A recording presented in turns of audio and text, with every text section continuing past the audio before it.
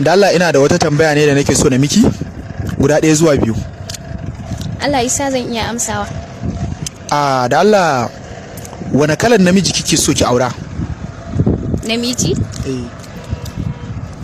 Gaskiya ba ma aure ba, ko da iya soyayya ne akwai irin tsarin namijin da nake so a rayuwata. Ina son namiji dogo. Ina ce dogo ba wai ina nufin sosai ba. Sannan ina son namiji baki ba sosai ba, kamar dai kai haka. Sannan kuma ba na son namijin da yake da kyau sosai. Gaskiya irin wannan bai fiye burge ni ba.